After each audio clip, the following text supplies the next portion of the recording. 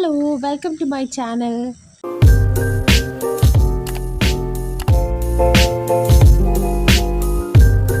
അപ്പോൾ ഇന്നത്തെ വീഡിയോ എന്ന് പറയുന്നത് എൻ്റെ കസിൻ്റെ വെഡ്ഡിങ് വീഡിയോ ആണ്. അപ്പോൾ ഇന്നല്ല കേട്ടോ, 2 ദിവസം കഴിഞ്ഞിട്ടാണ് കല്യാണം.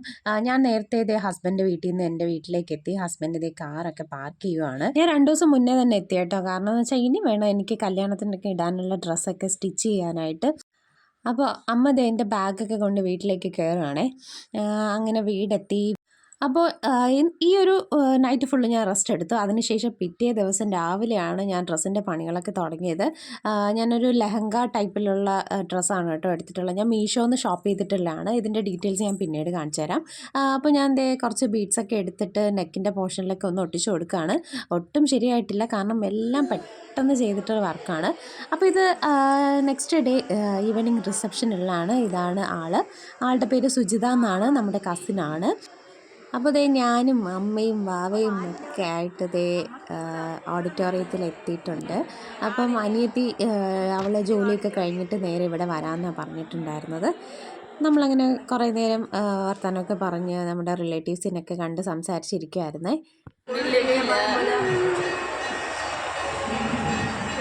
ഇതാണ് ഗായ്സ് കല്യാണപ്പെണ്ണ് എന്ന് പറഞ്ഞാൽ എൻ്റെ ബാല്യകാല സുഹൃത്ത് അല്ലേ,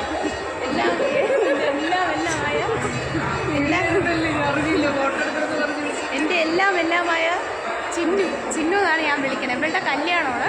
അപ്പോൾ നമ്മൾ റിസപ്ഷൻ എത്തിയിട്ടുണ്ട്.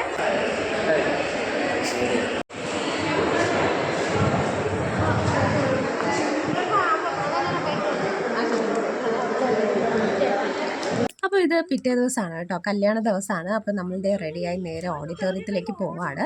കല്യാണം മണികണ്ഠേശ്വരം ശിവക്ഷേത്രത്തിൽ വെച്ചാണ്. അപ്പോൾ അവിടെ വെച്ച് താലി കെട്ടിയ ശേഷം അവർ പിന്നീട് ഇവിടെ കുന്നൂർശാല ഓഡിറ്റോറിയത്തിലേക്ക് വരുന്നുണ്ട്. അപ്പോൾ നമ്മൾ ആ ഒരു ടൈം ആയപ്പോഴേക്കും കുന്നൂർശാല ഓഡിറ്റോറിയത്തിലേക്കാണ് പോയത്.